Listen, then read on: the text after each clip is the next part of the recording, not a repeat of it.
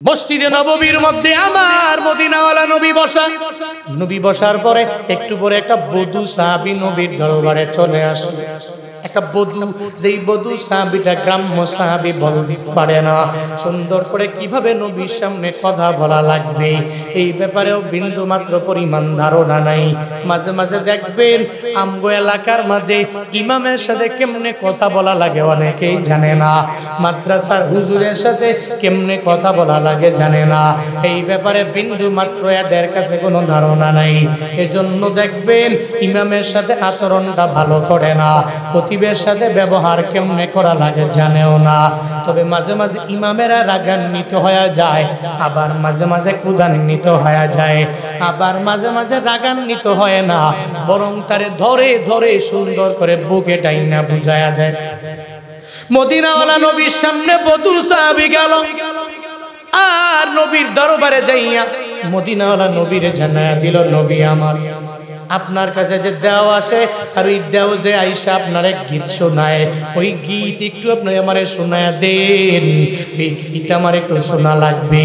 নবীর দরবারে আসলো, আইসা নবীরে জানায়া দিল, এই মুহাম্মদ তোমার কাছে প্রতিদিন যে দেও আসে, আর ওই দেও যে তোমার একটু গীত শোনায়া দেয়, ওই গীত তুমি আমার একটু শোনাও, আমার শুনবার বড় মন চায়। কাকে কি বলা লাগবে এই ব্যাপারে বিন্দু মাত্র পরিমাণ ওর জানা নাই, বিন্দু মাত্র পরিমাণ ওর ধারণা নাই। সঙ্গে সঙ্গে আমার নবী যদি চিন্তা করতেন আমি আমার এই দুনিয়াতে আমার দাম কত, আমার পাওয়ার এত, আমার সম্মান এত, আমার মর্যাদা আমার মাওলা এত পরিমাণে দিয়ে দিলেন। একটা গ্রাম্য সাহাবী আমার দরবারে আইসা আমারে বলে, এই মুহাম্মদ তোমার কাছে দেও আসি, আর এই দেও যে তোমারে গীত শোনায় একটু আমারে শোনায়া দাও। আমি কেন তার সাথে কথা বলবো? আমার প্রেস্টিজের মধ্যে আঘাত লাগতে পারে, আমি তার সাথে কেন কথা বলবো? আমি তার সাথে কথা না বলে আরেকজনের কাছে হ্যান্ড ওভার করে দিলেই হয়ে যাবে। একটা বারের জন্য নবী আমার তাড়ায়া দেয় নাই। নবী আমার ডেকে বলে, হে বধূ সাহাবী আয় আয়, আমার সামনে তুই বসো। নবী সুন্দর করে ওই বধূরের সামনে বসায় দিলেন। যখন নবীর সামনে বসে গেল, সঙ্গে সঙ্গে এবার রাহমাতুল লিল আলামিন বধূরে জানায়া দেয়, বধূরে কারে কি বলা লাগবে এই ব্যাপারে তোর জানা নাই, এই ব্যাপারে তোর বিন্দু মাত্র পরিমাণ ধারণা নাই। তুই যারে দেও বলো ওটা দেও না, ওটা সব ফেরেশতাদের লিডার সাইয়্যিদুল মালায়েকা, উনি হলেন হযরত জিবরাইল আলাইহিস সালাতু ওয়াস সালাম। উনি আমার দরবারে ওহী নিয়ে আল্লাহর দরবার থেকে আসে। আজকে থেকে ওরে দেও বলবা না, আজকে থেকে ওরে বলবা হযরত জিবরাইল আলাইহিস সালাম। ওটাকে দেও বলা যায় না, ওনার নামটা সম্মানের সাথে পরিপূর্ণ নেওয়া লাগবে। কারণ দুনিয়াতে এমন কোন নবী নাই যেই নবীর দরবারে এই জিবরাইল মাওলার দরবার থেকে ওহী নিয়ে যায় নাই। এই জিবরাইল মূসা নবীর দরবারে আসলো, এই জিবরাইল ঈসা নবীর দরবারে আসলো, দাউদ নবীর দরবারে আসলো, সুলাইমান পয়গম্বরের দরবারে আসলো। আল্লাহ পাক এই দুনিয়াতে যতগুলো পয়গম্বর দুনিয়াতে পাঠিয়ে দিলেন, সব পয়গম্বরদের কাছে দাওয়াত নিয়ে আসার দায়িত্ব জিবরাইলের। তুমি তারে দাও বলতে পারো না, সমস্ত ফেরেশতাদের লিডার উনি, তুমি আজকে থেকে বলবা সাইয়্যিদুল মালায়েকা হযরত জিবরাইল আলাইহিস সালাম বলবা।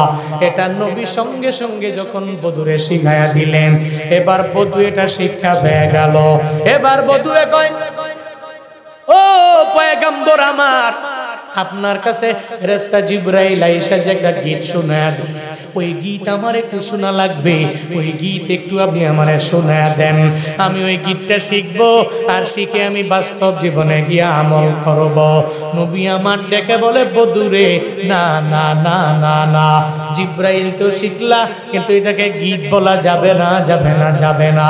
কারণ এটা দুনিয়ার কোনো মানুষ বানায় নাই, এটা আমার মাওলার পক্ষ থেকে কালাম আমার মাওলা পাঠায়া দেয়। জিবরাইল আসে আমার দরবারে আমার আল্লাহর পক্ষ থেকে কালাম নিয়ে, যেই কথাগুলো নিয়ে আসে এটা দুনিয়ার কোনো কবি বানায় নাই, দুনিয়ার কোনো সাহিত্যিক বানায় নাই, দুনিয়ার কোনো নবীরাও বানায় নাই, দুনিয়ার কোনো ইমামেরা বানায় নাই, দুনিয়ার কোনো অলিরা বানায় নাই, দুনিয়ার কোনো গাউস কুতুবেরা বানায় নাই। আমার দরবারে জিবরাইল যে কালাম নিয়ে আসে এটা একজনের কালাম, চিল্লায়া বলো তার নাম। কার কালাম? আরো জোরে বলেন। কি সন্দেহ আছে নাকি? দুনিয়ায় কেউ বানাইছে? কোন কবি লেখছে? কোন সাহিত্যিক লিখেছে? কেউ তো লেখে নাই, কোন লেখক লেখে নাই। এটা আল্লাহ পাক ফি লাউহিম মাহফুজ সংরক্ষিত ছিল লৌহে মাহফুজে। ওই সংরক্ষিত জায়গা থেকে আল্লাহ পাক নাজমান নাজমান নাজমান কিছু কিছু কিছু কিছু করে দীর্ঘ 23 বছর লাগায়া মদিনাওয়ালা নবীর উপর নাজিল করেছে। ওটা গীত না, ওটা কালাম। কার কালাম? আরো জোরে বলেন কার? আল্লাহ পাক সঙ্গে সঙ্গে রাহমাতুল লিল আলামিন শিখায়া দিলেন, এই বদু আজকে থেকে তুমি দেও বলবা না, তুমি বলবা হযরত জিবরাইল আলাইহিস সালাম। এই বদু আজকে থেকে তুমি গীত বলবা না, এই গীতের বলবা আমার মাওলার কালাম। তো আল্লাহ তোমার প্রতি সন্তুষ্ট হবে, কারণ কালামুল্লাহ বলছো, তোমার সওয়াব হয়ে গেছে, অনেকগুলো সওয়াব হবে। তুমি কালামে মাজিদ বলছো তো তোমার সওয়াব হবে। তুমি যদি লৌহে মাহফুজে সংরক্ষিত কিতাব বলো তো তোমার সওয়াব হবে। নবী যদি বলতেন আমার মতো এত বড় লিডার কেউ নেই, আমার মতো এত বড় নেতা কেউ নেই, আসমান জমিন আমার জন্য বানানো হয়েছে, আমি আল্লাহর পক্ষ থেকে সর্বোচ্চ লেভেলের সম্মানিত একজন গ্রাম্য সাহাবীকে আমি সাইড দিব না, তাকে ধমক দিয়ে তাড়ায়া দিব। নবী কিন্তু করলেও পারতেন, কিন্তু করেন নাই। আল্লাহ কয় ফাবিমা রাহমাতিন মিনাল্লাহি লিনতা লাহুম, আপনার দিলটাতে আমি আল্লাহ এত পরিমাণ মায়া দিছি, ওই মায়ার কাছে পৃথিবীর সবাই দুর্বল হয়ে যাবে, আপনার দরবারে আসবে। এরা আসার পরে সুন্দর জায়গা পাবে, আপনি দেখে জায়গা করে দিবেন, এদেরকে শিক্ষা দিয়ে দিবেন। আপনার কাছ থেকে শিক্ষা নিয়ে মসজিদে নববী থেকে এর এমটি পকেটে যাবে না, এদেরকে আপনি এমন একটা ব্যবস্থা করে দিবেন যাতে করে অন্তত পক্ষে মৃত্যু পর্যন্ত এরা ইসলামের মধ্যে ইস্তেকামত থাকতে পারে। এটা আল্লাহ পাক আমার মদিনাওয়ালা নবীর শিক্ষা দিয়েছেন। পড়েন সুবহানাল্লাহ। বধূ আসলে আয়েশা নবীকে বলার পরে নবী শিখায়া দিলেন। সঙ্গে সঙ্গে এবার বধূ আমার মদিনাওয়ালা নবীরে দিল, ও পয়গম্বর আপনি যে আমারে শিখাচ্ছেন, এই যে ফেরেশতা জিবরাইল আমার মাওলার কালাম নিয়ে আপনার দরবারে হাজির হয়ে যায়, তবে আমি কালাম পড়তে পারি না, আমারে শিখায়া দেওয়া লাগবে। আমি শিখে শিখে বাস্তব জীবনে আমার আমল করা লাগবে। একজন গ্রাম্য সাহাবী, এর পরেও দেখো কোরআন তিলাওয়াতের জন্য কত পাগল বাড়া। টেকনাফের মুসলমানেরা, ও নীলা এলাকার মানুষ, আজ পর্যন্ত তুমি 1 বছর পরে পরে রমজান আসলে মাঝে মাঝে কোরআনটারে ধরলা, 1 বছর পরে পরে ধরছো, এরপরে কোরআন ধরলাও না, পড়লাও না। কোরআনের মধ্যে কি জানা দেওয়া হলো এই ব্যাপারে তোমার ধারণা নাই। একটু পরিমাণ কোরআন দিয়ে নিজের জীবনটারে বাস্তবায়ন করতে পারলা না। কোরআনে আল্লাহ কি জানালেন এই ব্যাপারে বিন্দু মাত্র পরিমাণ তোমার জানা নাই। তোমার ঘরে তোমার বউও পড়ে না, তোমার ছেলেও পড়ে না, তোমার মেয়েও পড়ে না, তোমার পরিবারের মধ্যে কেউ কোরআন পড়ে না। আবার বারবার তুমি ইমামের দরবারে যাও, আজ বলো ইমাম সাহেব আমার পরিবারের মধ্যে কেন বরকত হয় না, আমার রিজিকের মধ্যে আল্লাহ কেন বরকত বাড়ায়া দেয় না। যায় বলো বক্তা সাহেব দোয়া করবেন আমার পরিবারে বরকত নাই। বলে কি বলে না, সে হাদিয়া দেয়, হাদিয়া দিয়া দোয়া চায়, দোয়া করবেন, পরিবারে খায়ের নাই, পরিবারে বিন্দু থেকে বিন্দু মাত্র পরিমাণ বরকত নাই। কেমনে হবে রে বাবা যেই ঘরের মধ্যে কোরআনের আমল নাই, কোরআন তিলাওয়াত করে না, ওই ঘরের মধ্যে বরকত আসতে পারে না। যেই ঘরে কোরআন নাই ওই ঘরে বরকত থাকবে কে? পরিবারের মধ্যে সচ্ছলতা আনার জন্য তোমার কোরআন তিলাওয়াত জরুরি।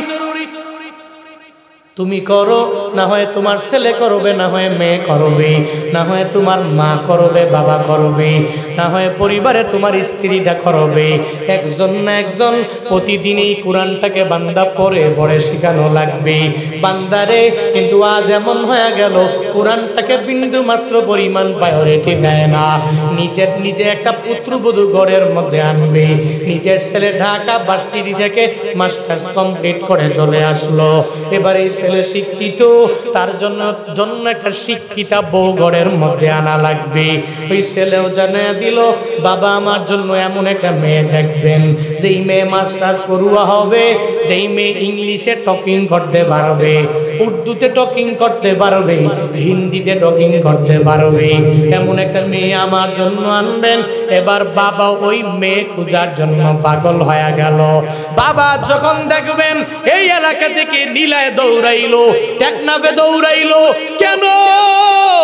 আমার ছেলেটা এত বড় শিক্ষিত, তার জন্য একটা বউ আনা লাগবে। ওই বউটা আনার পরে এরপরে ঘরের মধ্যে ইংলিশে টকিং শিখায়া দিবে। আমার ঘরের মধ্যে আমার বউটা হিন্দি জানা লাগবে। অটোমেটিক ছেলের কথা মেনে এবার চলে গেল বাবায় তার পুত্রবধূ আনার জন্য। যাওয়ার পরে একটা বারের জন্যই মাইয়ার জিগায় না, হ্যাঁ মামনি তুমি কোরআন তিলাওয়াত করতে পারো কিনা একটু জানাও, একটু শোনাও। একটা বারের জন্য বলে না। গিয়া বলবে, ও মামনি তুমি ইংলিশ পারো কিনা আগে একটু আমারে শোনাইয়া দাও। এই মামনি তোমার নামটা কেমনে লেখা লাগবে আগে শুনাইয়া দাও, আগে লেখা একটু আমারে দেখাইয়া দাও। দুনিয়ার এমন কত আজগুবি প্রশ্ন ওই বাবা জানাইয়া দিল। এবার পুত্রবধূও বলে দিল, ওই এই পুত্রবধূর মতো মানি হতে পারে না, আমার এই পুত্রবধূর মতো শিক্ষিতা আর হতে পারে না। আল্লাহর কোরআন পারে কি পারে না, এই ব্যাপারে বিন্দু মাত্র পরিমাণ কোনো চিন্তা নাই। কোরআন পারে কি পারে না একটা বারের জন্য জিজ্ঞাসা করে না। একটা পর্যায়ে বান্দা এমন হয়ে গেল, ওই পুত্রবধূ ঘরে আনলো, আসার পরে সারাদিন মোবাইল নিয়ে পড়ে থাকে। ফজরের বেলায় খবর নাই, জোহরের বেলায় খবর নাই, আসরের বেলায় খবর নাই, মাগরিবের বেলায় খবর নাই, এশার বেলায় খবর নাই। কোরআন তিলাওয়াত তো ভুলেও করতেও জানে না, করেও না। তখন গর্বের মধ্যে একটা নাতি চলে আসলো, ইমামের কাছে দৌড়াইয়া যায়, ও ইমাম সাহেব দোয়া করো, আমার পুত্রবধূর ঘরে ডক্টর মিজানুর রহমান আজহারির মতো একটা স্কলার যাতে করে হয়ে যায়, হাফিজুর রহমান সিদ্দিকীর মতো একটা বড় স্কলার যাতে করে হয়ে যায়, বাংলাদেশের বড় বড় আলেমদের মতো যাতে করে আমার পুত্রবধূর গর্বের মধ্যে হয়ে যায়। এটা ইমামের কাছে গিয়া দোয়া নেয়, খতিবের কাছে গিয়া দোয়া নেয়, অথচ পুত্রবধূ কোরআনের ধারে কাছেও যায় না। সারাদিন ওই ইন্ডিয়ান যত মুভি আছে এটা দেখার জন্য পাগল পারা। শ্বশুরের কথাও মানে না, শাশুড়ির কথাও মানে না। আবার দোয়া করে একটা ভালো সন্তান আমার গর্ভ থেকে আসবে, হুজুরেরা দোয়া করবে আর দোয়া কবুল হয়ে যাবে। এটা মামুলি বিষয় না, এটা মা বাবার আবদার না, এটা মামার বাড়ির আবদার না। এই আল্লাহর বান্দারা, যেই মহিলা ঘরের মধ্যে কোরআন পড়ে না, ফজর পড়ে না, জোহর পড়ে না, আসর পড়ে না, মাগরিব পড়ে না, এশাও পড়ে না, কোরআন তিলাওয়াতও করে না, ওই মহিলার গর্ভের মধ্যে সন্তানটা নিয়ে সারা রাত লাগাইয়া মোবাইল চালাইলো। দিনের বেলা এমন কোন নাটক নাই দেখলো না, এমন কোন ছবি নাই দেখলো না। ওই গর্ভবতী মহিলার গর্ভ থেকে পশ্চিমকালেও আল্লামা আনোয়ার শাহ কাশ্মীরি আসবে না, আল্লামা জুনায়েদ বাবুনগরী আসবে না, আল্লামা আহমদ শফি আসবে না, কেফায়াতুল্লাহ শফিক সাহেব আসবে না, আসবে না। এদের গর্ভ থেকে আসবে ঐশী, সে রান্দা দিয়া বাবারেও কোবাবে, মারেও কোবাবে, ঠিক কিনা? ইন্নাকা লা তাজনি মিনাশ শাউকিল ইনাবা। আরবিতে একটা প্রবাদ আছে, যদি তুমি কাঁটাযুক্ত গাছ লাগাও, ওই কাঁটাযুক্ত গাছ থেকে যদি তুমি আঙ্গুর ফল আশা করো, এটা তোমার জন্য বোকামি। ইন্নাকা লা তাজনি, নিশ্চয়ই তুমি পাবে না, মিনাশ শাউকি, কাঁটাযুক্ত গাছ থেকে আল ইনাব, পশ্চিমকালেও তুমি কাঁটাযুক্ত গাছ থেকে আঙ্গুর ফল পাবা না। সাবধান, আঙ্গুর ফলের জন্য আঙ্গুরের গাছ লাগাতে হবে, এরপরে আঙ্গুর পাওয়া যাবে। আম গাছ লাগায় কাঁঠালের আশা করলে যে আম গাছ লাগাইলাম, 2 বছর হয়ে গেল ফল আসে না, নিয়ত করছি 3 বছর পরে আল্লাহ আম গাছে আমারে কাঁঠাল দিবে। এই নিয়ত করে যদি মৃত্যু পর্যন্ত বসে থাকেন, আমার আম গাছে কেন কাঁঠাল আসে না, আমার কাঁঠাল গাছে কেন আম আসে না, তো মৃত্যু হয়ে যাবে, আপনার 14 গোষ্ঠী মইরা সব কবরে যাবে, কিন্তু এরপরেও আম গাছ থেকে কাঁঠাল আসবে? কথা কয় না কেন? কাঁঠাল গাছ থেকে আম আসবে, কাঁটাযুক্ত গাছ থেকে আঙ্গুর আসবে? আসবে না। ইন্নাকা লা তাজনি মিনাশ শাউকিল ইনাবা, নিশ্চয়ই কাঁটাযুক্ত গাছ থেকে তুমি আঙ্গুর ফল আশা করো। যেই ওমরে ফারুকে আজম আমার নবীর গর্দান আনার জন্য রওনা, বলে নবীর গর্দান যে এনে দিবা, ওরে অনেক বড় বড় বড় বড় প্রতিদান দেওয়া হবে। যখন ওমরে ফারুকের কানে চলে গেল, বলে দুনিয়াতে কত মানুষের গর্দান আমি নিলাম, মুহাম্মদের গর্দান আমি কেন নিতে পারবো না?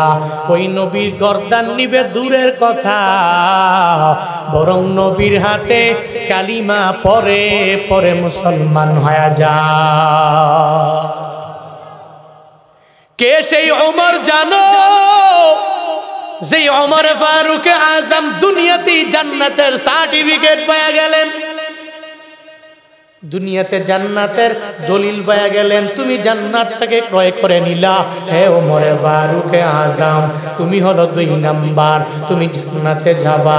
যে ওমর এত পরিমাণে নবীর সামনে এসে দামি হয়ে গেল, নবীর সামনে যারাই আসে এরা নবীর বিরোধিতা বান্দা করতে পারে না, কারণ নবী তো একজনের বেলায় একরকম বিচার আর একজনের বেলায় আর একরকম করে না। যারা ধনী এদের বেলায় নবী যেরকম বিচার করে, যারা গরিব এদের বেলাও ঠিক একই পরিমাণ বিচার আমার মদিনাওয়ালা নবী করে। যারা আলেম এদের বেলা যেই বিচার হয়ে যাবে, যারা আলেম না বধু সাহাবী গ্রাম্য হওয়ার পরেও এদের বেলায় একই পরিমাণ বিচার করলেন। আবু বকরের বেলায় যে বিচার, হযরতে বেলালের বেলায় একই পরিমাণে বিচার, ওমরে ফারুকের বেলায় যে বিচার, সব সাহাবায়ে কেরামের বেলায় একই বিচার। সবার বেলায় আমার নবী কারো বেলায় কম কারো বেলায় বেশি এমন করেন নাই। বান্দারে ওই নবী কেন সবার কাছে প্রিয় হবে না? এই মানুষেরা আজকে যদি কোনো লিডারেরা, কোন নেতারা নিজের আদেল বানায় নেয়, যদি সমাজে ইনসাফ কায়েম করে নেয়, ধনীর বেলায় যেই বিচার করে গরিবের বেলায় একই পরিমাণ বিচার যদি করতে পারে, দেখবেন এলাকার মধ্যে অটোমেটিক যারা বুঝনেওয়ালা, যারা জাননেওয়ালা, এরা ওই লিডারের জন্য নিজের জীবন পর্যন্ত দিয়া দিবে, নিজের রক্ত পর্যন্ত লিডারের জন্য বিলীন করে দিয়া দিবে। কেন দিয়া দিবে? কারণ এই লিডারের মতো ভালো এই এলাকার মধ্যে কেউ নাই। আমার লিডারের জন্য আমি আমার জীবনটা পর্যন্ত দিয়া দিতে পারি, আমি আমার এই নেতার জন্য আমার পুরো রক্ত পর্যন্ত দিয়া দিতে পারি। ওই নেতাকে একটা ভোট দেওয়ার জন্য আল্লাহর ওই বান্দা বড় বড় সিটি থেকে বান্দা দৌড়াইয়া আসে, গ্রামের মধ্যে এসে এরপরে একটা ভোট দেয়, বলে আমি লিডাররে ভালোবাসি। কেন ভালোবাসো? তোমার তো টাকা দেয় নাই, কিচ্ছু দিত নাই। বলে ভালোবাসি একমাত্র আমার মাওলার জন্য ভালোবাসি, কারণ এই লিডার সবার বেলায় একই পরিমাণে বিচার করে, ধনীর বেলায় কম গরিবের বেলায় বেশি এমন করে না। যারা এমন করে না এরা আমার মদিনাওয়ালা নবীর আদর্শ নিয়ে চলে। আর নবীর আদর্শ নিয়ে যেই লিডারেরা চলবে, এরা কশিন কালেও এদেরকে মানুষ দেখলে ঘৃণার চোখে তাকাবে না, ঠিক কিনা? কিন্তু যদি ধনীর বেলায় একরকম বিচার করে, গরিবের বেলায় আরেক রকম করে, ধনীর বলা যদি কোনো অন্যায় করে, যদি কোনো অপরাধ করে, ওই ধনীর বলার বেলায় বিচার করে না, 16 আনার মধ্যে 1 আনাও বিচার করে না। কিন্তু সমাজের মধ্যে নিম্ন শ্রেণীর এক আল্লাহর বান্দা ওই গরিবের ছেলেটা একটা অন্যায় করার পরে, অপরাধ করার পরে, এবার ওই গরিবের বলার বেলায় তোমরা সবাই মিলে মিলে একটা জায়গায় সুন্দর করে সালিশ বসায়া দাও, আর ওই জায়গায় ওই গরিবের পোলার 16 আনা বিচার করে করা লাগবে। এমন লিডার আমগো সমাজে আছে না না? ধনীর বেলায় করে না, গরিবের বেলায় ছাড়ে। ধনীর পোলা যদি অন্যায় করে, টাকা পকেটে ঢুকলে অটোমেটিক কয় বাদ দে, বিচার করা লাগবে না। ধনীর পোলা টাকা আমারে পেছন দিক দিয়ে ঢুকায় দিছে, ওর বেলায় এমন বিচার করবো না যেই বিচার করলে এই ছেলের বাবা বড্ড রাগী হয়ে যাবে, বাদ দে। গরিবের পোলায় করলে দৈরান সালিশ বসা, যেটা থাপ্পড় দে, জরিমানা 20,000 কর। গরিবের বেলার পোলার বেলায় 16 আনা, ধনীর পোলার বেলায় 1 আনাও না। এমন কিছু লিড দেনেওয়ালা লিডার আমরা সোসাইটিতে আছে না নাই? আসেনি? নবীর আদর্শ এটা।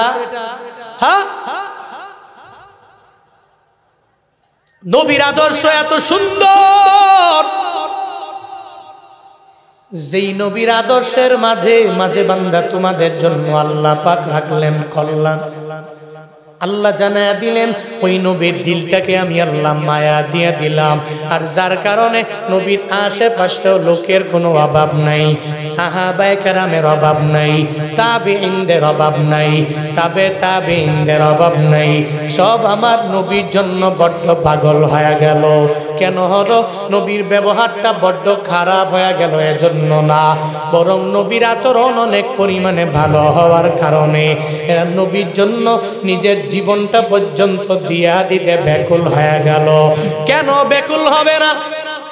আমার মদিনাওয়ালা নবী জানায়া দিলেন, নবীর একজন কন্যা আল্লাহ পাক যেই কন্যা দিয়েছেন ফাতেমা রাদিয়াল্লাহু আনহা, আল্লাহ পাক ওনারে এমন একটা কন্যা দিয়া দিলেন যেই কন্যারে আমার নবী এত পরিমাণে মহাব্বত করে, এত পরিমাণে ভালোবাসে।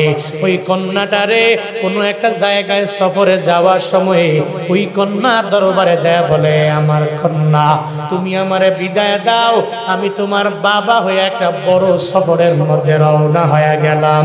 আবার যদি সফর থেকে আসে, এরপরে আবার ফাতেমার সাথে আমার নবী মুলাকাত করে আর বলে, ও ফাতেমা আমি বড় সফর থেকে শেষ করে আমি তোমার সামনে হাজির হয়ে গেল। ওই ফাতেমারে আমার নবী এত পরিমাণে মহাব্বত করে। মদিনাওয়ালা নবী বলেন, ও আমার উম্মতেরা, আমার ফাতেমা কি পরিমাণ আমার কাছে প্রিয় জানো? ফাতেমা তু বিজাতুম মিন্নি, এই ফাতেমা আমার দেহ মুবারকের একটা অংশ। ওই ফাতেমার পুরো অংশটাই আমার দেহের মধ্যে আছে রে সাহাবীরা। এই উম্মতেরা, ওই ফাতেমার জন্য আমি এত বড় পাগল বাড়া। তবে ফাতেমা যদি কোনো অন্যায় অপরাধের মধ্যে লিপ্ত হয়ে যায়, তাহলে আমি আবু বকরের বেলায় যেই বিচার করব, ওমরের বেলায় যেই বিচার করব, ওসমানের বেলায় যেই বিচার করব, আলীর বেলায় যেই বিচার করব, আমার কন্যা ফাতেমার বেলায় একই বিচার করব। আবু বকরের বেলায় যেই বিচার হবে, ওমরের বেলায় যেই বিচার হবে, ওসমানের বেলায় যেই বিচার হবে, আলীর বেলায় যেই বিচার হবে, কন্যা আমার বিজআতুম মিন্নি, আমার দেহের একটা অংশ। এরপরেও ওনার জন্য, ওর জন্য আমি বিচার করতে গিয়ে একটু হালকা করব। তোরা আমাকে এমন জায়গায় পাবি না, কারণ আমি নবী, আল্লাহ পাক আমারে পাঠাইছেন দুনিয়াতে আদালত কায়েম করার জন্য। সবার বেলায় এক হবে, ছেলের বেলায় যেরকম আরেকজনের ছেলের বেলাও ঠিক একই রকম, নিজের মেয়ের বেলায় যেরকম আরেকজন বাবার মেয়ের বেলাও ঠিক একই রকম। এটাই মদিনাওয়ালা নবীর আদর্শ, এটাই মদিনাওয়ালা নবীর শিক্ষা, ঠিক কিনা? আর এই কারণেই নবীর আশেপাশে লোকের কোনো অভাব নেই। নবীর কাছে এরা গিয়ে গিয়ে বিরোধিতা করে, নবীর সামনে গেলে এরপরে কালিমা পড়ে পড়ে মুসলমান হয়ে যায়। এর কারণ কি? এর একমাত্র প্রথম কারণ হলো নবীর আখলাকটা সুন্দর, নবীর চরিত্রটা সুন্দর, নবীর ব্যবহারটা সুন্দর। নবী কারোর সাথে অন্যায় ব্যবহার করে না, রাগান্বিত হয় না, নবী ক্রোধান্বিত হয় না। যার কারণেই সাহাবায়ে কেরাম নবীর জন্য এত ঘনিষ্ঠের হয়ে গেল, এত কাছের হয়ে গেল, এরা এদের জীবন পর্যন্ত বিলীন করে দিতে চাই। হযরত হানজালা নবীর জন্য নিজের জীবন দেয় নাই, কথা বলেন না কেন? দেয় নাই।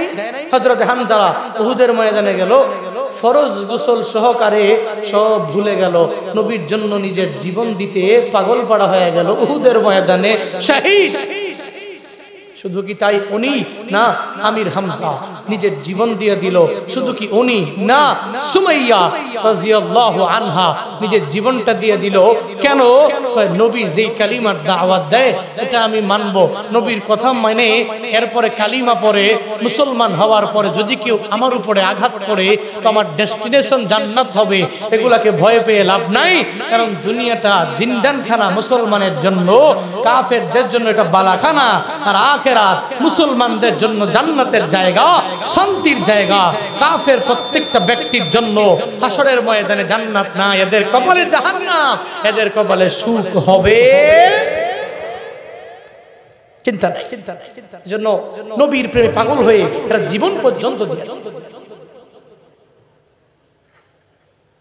মসজিদে নববীর মধ্যে আমার মদিনাওয়ালা নবী বসা। নবী বসার পরে একটু পরে একটা বধূ সাহাবী নবীর দরবারে চলে আসলো। একটা বধূ, যেই বধূ সাহাবীটা গ্রাম্য সাহাবী বলতে পারে না, সুন্দর করে কিভাবে নবীর সামনে কথা বলা লাগবে এই ব্যাপারেও বিন্দু মাত্র পরিমাণ ধারণা নাই। মাঝে মাঝে দেখবেন আমগো এলাকার মাঝে ইমামের সাথে কেমনে কথা বলা লাগে অনেকেই জানে না, মাদ্রাসার হুজুরের সাথে কেমনে কথা বলা লাগে জানে না, এই ব্যাপারে বিন্দু মাত্র এদের কাছে কোনো ধারণা নাই। এজন্য দেখবেন ইমামের সাথে আচরণটা ভালো করে না, খতিবের সাথে ব্যবহার কেমনে করা লাগে জানেও না। তবে মাঝে মাঝে ইমামেরা রাগান্বিত হয়ে যায়, আবার মাঝে মাঝে ক্রোধান্বিত হয়ে যায়, আবার মাঝে মাঝে রাগান্বিত হয় না, বরং তারে ধরে ধরে সুন্দর করে বুকে টাইনা বুঝায়া দেয়। মদিনাওয়ালা নবীর সামনে বধূ সাহাবী গেল, আর নবীর দরবারে যাইয়া মদিনাওয়ালা নবীরে জানায়া দিল, নবী আমার, আপনার কাছে যে দেও আসে আর ওই দেও যে আইসা আপনার এক গীত শোনায়, ওই গীত একটু আপনি আমারে শোনায় দেন, এই গীত আমার একটু শোনা লাগবে। নবীর দরবারে আসলো, আইসা নবীরে জানায়া দিল, এই মুহাম্মদ, তোমার কাছে প্রতিদিন যে দেও আসে আর ওই দেও যে তোমার একটু গীত শোনায় দেয়, ওই গীত তুমি আমার একটু শোনাও, আমার শুনবার বড় মন চায়। কাকে কি বলা লাগবে এই ব্যাপারে বিন্দু মাত্র পরিমাণ ওর জানা নাই, বিন্দু মাত্র পরিমাণ ওর ধারণা নাই। সঙ্গে সঙ্গে আমার নবী যদি চিন্তা করতেন আমি আমার এই দুনিয়াতে আমার দাম কত, আমার পাওয়ার এত, আমার সম্মান এত, আমার মর্যাদা আমার মাওলা এত পরিমাণে দিয়ে দিলেন। একটা গ্রাম্য সাহাবী আমার দরবারে আইসা আমারে বলে, এই মুহাম্মদ, তোমার কাছে দেও আসি আর এই দেও যে তোমার গীত শোনায় একটু আমারে শোনায়া দাও। আমি কেন তার সাথে কথা বলবো? আমার প্রেস্টিজের মধ্যে আঘাত লাগতে পারে, আমি তার সাথে কেন কথা বলবো? আমি তার সাথে কথা না বলে আরেকজনের কাছে হ্যান্ড ওভার করে দিলে হয় যাবে। একটা বারের জন্য নবী আমার তাড়ায়া দেয় নাই। নবী আমার ডেকে বলে, হে বধূ সাহাবী, আয় আমার সামনে তুই বসো। নবী সুন্দর করে ওই বধূরের সামনে বসায় দিলেন। যখন নবীর সামনে বসে গেল, সঙ্গে সঙ্গে এবার রাহমাতুল লিল আলামিন বধূরে জানায়া দেয়, বধূরে, কারে কি বলা লাগবে এই ব্যাপারে তোর জানা নাই, এই ব্যাপারে তোর বিন্দু মাত্র পরিমাণ ধারণা নাই। তুই যারে দেও বলো ওটা দেও না, ওটা সব ফেরেশতাদের লিডার সাইয়্যিদুল মালাইকা, উনি হলেন হযরত জিবরাইল আলাইহিস সালাতু ওয়াস সালাম। উনি আমার দরবারে ওহী নিয়ে আল্লাহর দরবার থেকে আসে। আজকে থেকে ওরে দেও বলবা না, আজকে থেকে ওরে বলবা হযরত জিবরাইল আলাইহিস সালাম।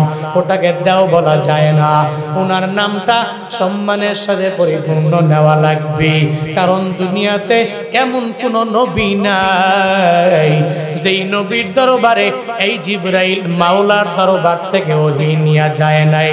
এই জিবরাইল মূসা নবীর দরবারে আসলো, এই জিবরাইল ঈসা নবীর দরবারে আসলো, দাউদ নবীর দরবারে আসলো, সুলাইমান পয়গম্বরের দরবারে আসলো। আল্লাহ পাক এই দুনিয়াতে যতগুলো পয়গম্বর দুনিয়াতে পাঠায়া দিলেন, সব পয়গম্বরদের কাছে দাওয়াত নিয়ে আসার দায়িত্ব জিবরাইলের। তুমি তারে দাও বলতে পারো না, সমস্ত ফেরেশতাদের লিডার উনি, তুমি আজকে থেকে বলবা সাইয়্যিদুল মালাইকা হযরত জিবরাইল আলাইহিস সালাম বলবা। এটা নবী সঙ্গে সঙ্গে যখন বদুরে শিখায়া দিলেন, এবার বধূ এটা শিক্ষা হয়ে গেল। এবার বধূয়ে কয়, ও পয়গম্বর আমার, আপনার কাছে ফেরেশতা জিবরাইল আইসা যে একটা গীত শোনায়া দেন, ওই গীত আমার একটু শোনা লাগবে, ওই গীত একটু আপনি আমারে শোনায়া দেন। আমি ওই গীতটা শিখবো, আর শিখে আমি বাস্তব জীবনে গিয়ে আমল করব।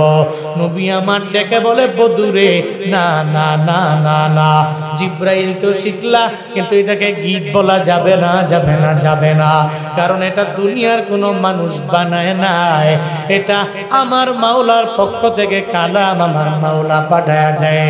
জিবরাইল আসে আমার দরবারে, আমার আল্লাহর পক্ষ থেকে কালাম নিয়ে, যেই কথাগুলো নিয়ে আসে এটা দুনিয়ার কোনো কবি বানায় নাই, দুনিয়ার কোনো সাহিত্যিক বানায় নাই, দুনিয়ার কোনো নবীরাও বানায় নাই, দুনিয়ার কোনো ইমামেরা বানায় নাই, দুনিয়ার কোনো ওলিরা বানায় নাই, দুনিয়ার কোনো গাউস কুতুবেরা বানায় নাই।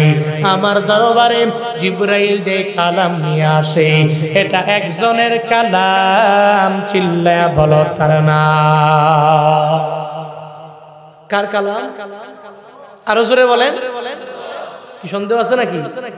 দুনিয়ায় কেউ বানাইছে? কোন কবি লেখছে? কোন সাহিত্যিক লিখেছে? কেউ তো লেখে নাই, কোন লেখক লেখে নাই, এটা আল্লাহ পাক ফি লাউহিম মাহফুজ সংরক্ষিত ছিল। লৌহে মাহফুজে, ওই সংরক্ষিত জায়গা থেকে আল্লাহ পাক নাজমান নাজমান নাজমান কিছু কিছু কিছু কিছু করে দীর্ঘ 23 বছর লাগায়া মদিনাওয়ালা নবীর উপরে নাজিল করেছে। ওটা গীত না, ওটা কালাম। কার কালাম? আরো জোরে বলেন, কার? আল্লাহ পাক সঙ্গে সঙ্গে রাহমাতুল লিল আলামিন শিখায়া দিলেন, এই বধূ, আজকে থেকে তুমি দেও বলবা না, তুমি বলবা হযরত জিবরাইল আলাইহিস সালাম। এই বধূ, আজকে থেকে তুমি গীত বলবা না, এই গীতের বলবা আমার মাওলার কালাম। তো আল্লাহ তোমার প্রতি সন্তুষ্ট হবে, কারণ কালামুল্লাহ বলছো, তোমার সওয়াব হয়ে গেছে, অনেকগুলো সওয়াব হবে। তুমি কালামে মাজিদ বলছো, তো তোমার সওয়াব হবে। তুমি যদি লৌহে মাহফুজে সংরক্ষিত কিতাব বলো, তো তোমার সওয়াব হবে। নবী যদি বলতেন, আমার মতো এত বড় লিডার কেউ নেই, আমার মতো এত বড় নেতা কেউ নেই, আসমান জমিন আমার জন্য বানানো হয়েছে, আমি আল্লাহর পক্ষ থেকে সর্বোচ্চ লেভেলের সম্মানিত একজন গ্রাম্য সাহাবীকে আমি সাইড দিব না, তাকে ধমক দিয়ে তাড়ায়া দিব। নবী কিন্তু করলেও পারতেন, কিন্তু করেন নাই। আল্লাহ কয়, ফাবিমা রাহমাতিম মিনাল্লাহি লিনতা লাহুম, আপনার দিলটাতে আমি আল্লাহ এত পরিমাণ মায়া দিছি, ওই মায়ার কাছে পৃথিবীর সবাই দুর্বল হয়ে যাবে, আপনার দরবারে আসবে, এরা আসার পরে সুন্দর জায়গা পাবে, আপনি দেখে জায়গা করে দিবেন, এদেরকে শিক্ষা দিয়ে দিবেন, আপনার কাছ থেকে শিক্ষা নিয়ে মসজিদে নববী থেকে এর এমটি পকেটে যাবে না, এদেরকে আপনি এমন একটা ব্যবস্থা করে দিবেন যাতে করে অন্তত পক্ষে মৃত্যু পর্যন্ত এরা ইসলামের মধ্যে ইস্তেকামত থাকতে পারে। এটা আল্লাহ পাক আমার মদিনাওয়ালা নবীর শিক্ষা দিয়েছেন। পড়েন সুবহানাল্লাহ। বধূ আসলে আয়েশা নবীকে বলার পরে নবী শিখায়া দিলেন। সঙ্গে সঙ্গে এবার বধূ আমার মদিনাওয়ালা নবীরে দিল, ও পয়গম্বর, আপনি যে আমারে শিখাচ্ছেন, এই যে ফেরেশতা জিবরাইল আমার মাওলার কালাম নিয়ে আপনার দরবারে হাজির হয়ে যায়, তবে আমি কালাম পড়তে পারি না, আমারে শিখায় দেওয়া লাগবে, আমি শিখে শিখে বাস্তব জীবনে আমার আমল করা লাগবে। একজন গ্রাম্য সাহাবী, এর পরেও দেখো কোরআন তিলাওয়াতের জন্য কত পাগল বাড়া। টেকনাফের মুসলমানেরা, ও নীলা এলাকার মানুষ, আজ পর্যন্ত তুমি 1 বছর পরে পরে রমজান আসলে মাঝে মাঝে কোরআনটারে ধরলা, 1 বছর পরে পরে ধরছো, এরপরে কোরআন ধরলাও না, পড়লাও না।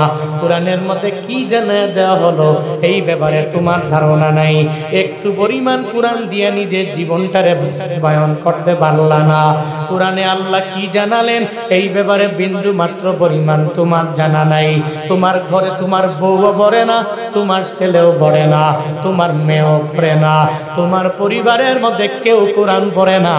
আবার বারবার তুমি ইমামের দরবারে যাও, আর যা বলো ইমাম সাহেব আমার পরিবারের মধ্যে কেন বরকত হয় না, আমার রিজিকের মধ্যে আল্লাহ কেন বরকত বাড়ায়া দেয় না। যা বলো বক্তা সাহেব দোয়া করবেন আমার পরিবারে বরকত নাই। বলে কি বলে সে হাদিয়া দেয়, হাদিয়া দিয়া দোয়া চায়, দোয়া করবেন, পরিবারে খায়ের নাই, পরিবারে বিন্দু থেকে বিন্দু মাত্র পরিমাণ বরকত নাই। কেমনে হবে রে বাবা যেই ঘরের মধ্যে কোরআনের আমল নাই, কোরআন তিলাওয়াত করে না, ওই ঘরের মধ্যে বরকত আসতে পারে না। যেই ঘরে কোরআন নাই ওই ঘরে বরকত থাকবে কে? পরিবারের মধ্যে সচ্ছলতা আনার জন্য তোমার কোরআন তিলাওয়াত জরুরি। তুমি করো, না হয় তোমার ছেলে করবে, না হয় মেয়ে করবে, না হয় তোমার মা করবে, বাবা করবে, না হয় পরিবারে তোমার স্ত্রীটা করবে। একজন না একজন প্রতিদিন এই কোরআনটাকে বান্দা পড়ে পড়ে শেখানো লাগবে বান্দারে। কিন্তু আজ এমন হয়ে গেল কোরআনটাকে বিন্দু মাত্র পরিমাণ প্রায়োরিটি দেয় না। নিজে একটা পুত্রবধূ ঘরের মধ্যে আনবে, নিজের ছেলে ঢাকা ভার্সিটি থেকে মাস্টার্স কমপ্লিট করে চলে আসলো, এবারে ছেলে শিক্ষিত, তার জন্য একটা শিক্ষিতা বউ ঘরের মধ্যে আনা লাগবে। ওই ছেলেও জানিয়ে দিল বাবা আমার জন্য এমন একটা মেয়ে দেখবেন যেই মেয়ে মাস্টার্স পড়ুয়া হবে, যেই মেয়ে ইংলিশে টকিং করতে পারবে, উর্দুতে টকিং করতে পারবে, হিন্দিতে টকিং করতে পারবে, এমন একটা মেয়ে আমার জন্য আনবেন। এবার বাবা ওই মেয়ে খোঁজার জন্য পাগল হয়ে গেল।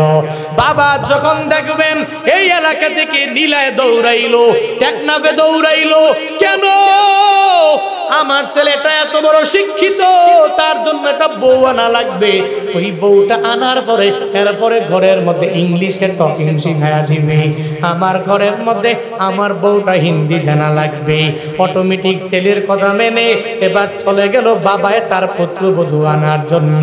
যাওয়ার পরে একটা বারের জন্যই মাইয়ার হেসি গায় না, হ্যাঁ মামনি তুমি কোরআন তিলাওয়াত করতে পারো কিনা একটু জানাও, একটু শোনাও।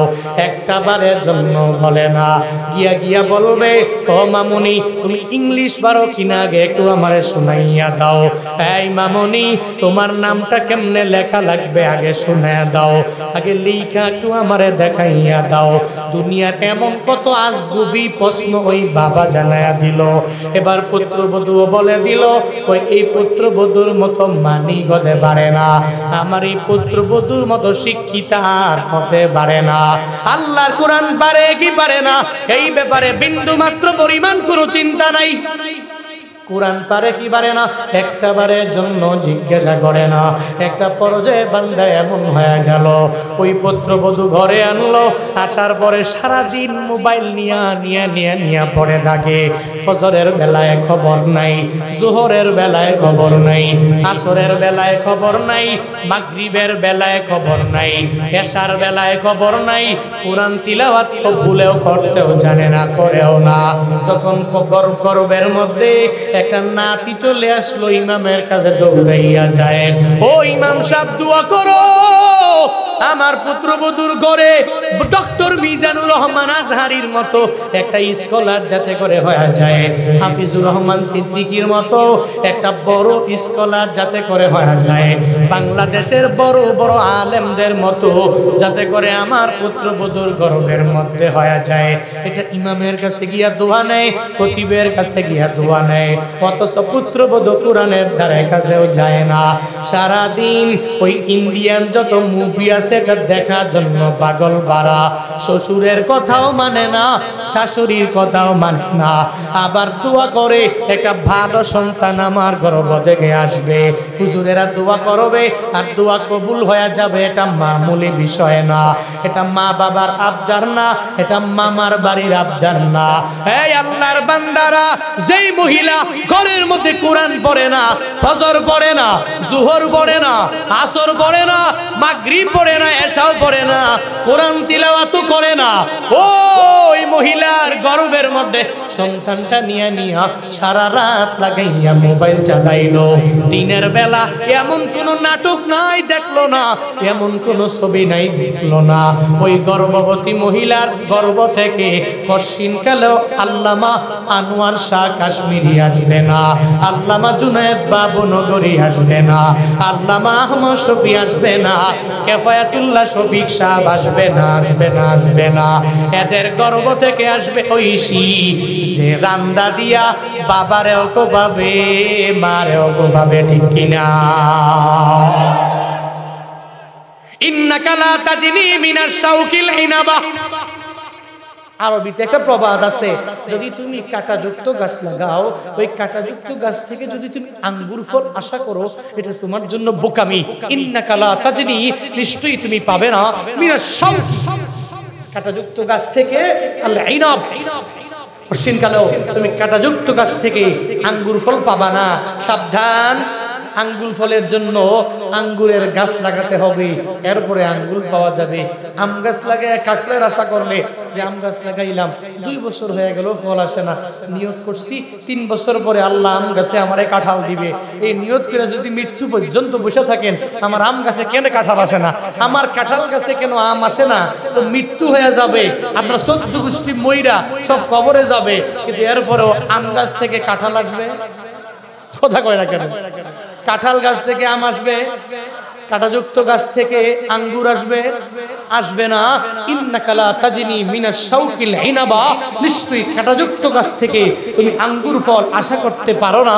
কিন্তু এমন এক পুত্রবধূ ঘরে আনছো, কোরআন তিলাওয়াত করে না, নামাজ পড়ে না, আমল করে না, ওই পুত্রবধূ থেকে তুমি আশা করছো ভালো সন্তান। ওই যে কাঁটাযুক্ত গাছ লাগাইয়া আঙ্গুর ফল আশা করা যেরকম বোকামি, এমন পুত্রবধূ থেকে ভালো সন্তান আশা করাও বোকামি। বোকার স্বর্গে বসবাস করা লাগে। আল্লাহ পাক আমাদের সবাইকে বুঝ দান করুন। আরো জোরে পড়েন আমিন। আল্লাহ পাক আমাদের সবাইকে সঠিক পথে পরিচালিত করুন। সকলেই পড়ি আমিন। একটু জিকির করি, আর করব না, একটু বসে, একটু বসে, একটু বসে। বধূ সাহাবী ডেকে বলে, ও পয়গম্বর, একটু কোরআনের আমল শিখাইয়া দিবেন। যদিও গ্রাম্য, এরপরেও কোরআন তিলাওয়াত করার জন্য বড্ড পাগল বাড়া, এরপরেও কোরআনের দিয়া আমল আমার করা লাগবে। আর কোরআনের আমল করলে আল্লাহর কাছে দামি হয়ে যাবে, এটাও বধূর অন্তরের মধ্যে বান্দা জানা আছে। সঙ্গে সঙ্গে নবীরে বলল, মদিনাওয়ালা নবী বলে, বধূরে, আমার দরবারে যারা আসে খালি ফিরে না, আমার দরবার থেকে এরা খালি যেতে পারে না। এই বধূ, তোর কপালটা এত পরিমাণে ভালো রে, তুই যে আমার দরবারে এই সময় আসলা। একটু আগে হযরতে জিবরাইল আমার দরবারে এমন একটা সূরা নিয়ে আসলি, যেই সূরাটা যদি আমার কোন উম্মতেরা যদি একবার পড়ে নেয়, আল্লাহ পাক রব্বুল আলামিন 10 পারা কোরআন তিলাওয়াতের সওয়াব তার আমলনামায় দিয়ে দিবি। এমন একটা সূরা নিয়ে আসছে রে বধূ, যদি ওই সূরাটা কেউ যদি 3 বার যদি পড়ে নিতে পারে, আল্লাহ পাক রব্বুল আলামিন 1 খতম কোরআন তিলাওয়াতের সওয়াব দিয়ে দিবে। যদি তুমি 6 বার পড়ে নিতে পারে, আল্লাহ পাক রব্বুল আলামিন 2 খতম কোরআন তিলাওয়াতের সওয়াব দিয়ে দিবে। কেউ যদি 9 বার পড়ে, তো আল্লাহ পাক রব্বুল আলামিন 3 খতম কোরআন তিলাওয়াতের সওয়াব দিয়ে দিবে। কেউ যদি ওই সূরাটা 10 বার তার জবান দিয়ে বের করে দিতে পারে, আল্লাহ পাক তার জন্য জান্নাতের মধ্যে একটা সুন্দর বালাখানা বানায়া দিবে। কি বানায়া দিবে? বালাখানা আল্লাহ পাকের জন্য জান্নাতের মধ্যে বানায়া দিবে। সুবহানাল্লাহ পড়বেন না? আরো জোরে পড়বেন না? এবার বধুই কয় মাথা দি গরম, আমার আল্লাহ আমি পড়ি কম দেয় দি বেশি, তো সূরা পড়ব, সূরা পড়লে বলে আল্লাহ পাক আমার এত বড় প্রতিদান দিয়ে দিবে, তাড়াতাড়ি বলো এই সূরাটা তো আমার শিক্ষা করা লাগে, ঠিক না? তাড়াতাড়ি বলো এই সূরাটা শিখতে পারলে আমি একবার পড়বো 10 পারা ক্যাপচার, 3 বার পড়বো তো 30 পারা শেষ হয়ে যাবে।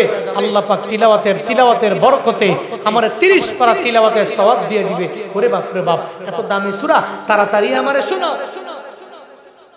রহমাতুল লিল আলামিন সঙ্গে সঙ্গে জানায়া দিলেন বদুরে। একটু আগে জিবরাইল আমার দরবারে আসলো, এমন একটা সূরা নিয়ে আমি নবীর দরবারে হাজির হয়ে গেল। ওটা সূরা ইখলাস। কুল হুয়াল্লাহু আহাদ আল্লাহুস সামাদ লাম ইয়ালিদ ওয়া লাম ইউলাদ ওয়া লাম ইয়াকুল লাহু কুফুয়ান আহাদ। এমন একটা সূরা, যেই সূরার মধ্যে আমার মাওলার পরিচয় দেওয়া হলো, আল্লাহ কত বড় এই ব্যাপারে জানিয়ে দেওয়া হলো। আল্লাহ কাউকে জন্ম দেয় নাই, কারো থেকে আমার মাওলা জন্ম নেয় নাই, এই ব্যাপারে কত সুন্দর করে করে আমার মাওলা জানিয়ে দিল। মদিনাওয়ালা নবী বলেন, এই সূরাটা যদি মুখস্থ করে করে আমল করতে পারো, এই বদুরে একবার পড়লে 10 বার সওয়াব হয়ে যাবে, 3 বার পড়লে 1 খতম, 6 বার পড়লে 2 কদমের সওয়াব হবে। আর যদি 9 বার পড়ে নিতে পারো 3 খতমের কোরআনের সওয়াব দেওয়া হবে। 10 বার যদি পড়ো তাহলে তোমাকে জান্নাতের মধ্যে একটা বালাখানা দেওয়া হবে। এবার বধূ একবার শোনার পরে যখন মুখস্থ হয় না, সঙ্গে সঙ্গে নবীরে জানায়া দিলেন, নবী গো একবার বলার পরে আমার মুখস্থ হয় নাই। গ্রাম্য তো একবার বলার পরে মুখস্থ হয় না, গ্রাম্য না বুঝে না, একবার বলার পরে মুখস্থ হয় না। নবীরে কয় 2 বার পড়ান না, একটু আরেকবার পড়া। নবী রাগ করে না, নবী কয় ঠিক আছে, তুই বধু সাহাবী, গ্রাম্য তো, তোরে আমি আবার শেখাবো। নবী আবার পড়লেন, কুল হুয়াল্লাহু আহাদ আল্লাহুস সামাদ লাম ইয়ালিদ ওয়া লাম ইউলাদ ওয়া লাম ইয়াকুল লাহু কুফুয়ান আহাদ। 2 বার কইছে, এরপরেও কয় হুজুর আমার মুখস্থ হয় নাই। কি হয় নাই? মুখস্থ হয় নাই। নবী কয় এরপরে আমি রাগ করতে পারি না, বধুরে পড় কুল হুয়াল্লাহু আহাদ আল্লাহুস সামাদ লাম ইয়ালিদ ওয়া লাম ইউলাদ ওয়া লাম ইয়াকুল লাহু কুফুয়ান আহাদ। এটা মদিনাওয়ালা নবী, এটা আমার নবী, আপনার নবী। আল্লাহ কয় নবীর সামনে যারাই আসবে কেউ খালি হাতে ফিরবে না, কেউ রাগ করে ফিরবে না, কেউ নবীর প্রতি অসন্তুষ্ট হয়ে ফিরবে না। যারাই নবীর কাছে আসবে এরাই নবীর জন্য বড্ড পাগল হয়ে যাবে।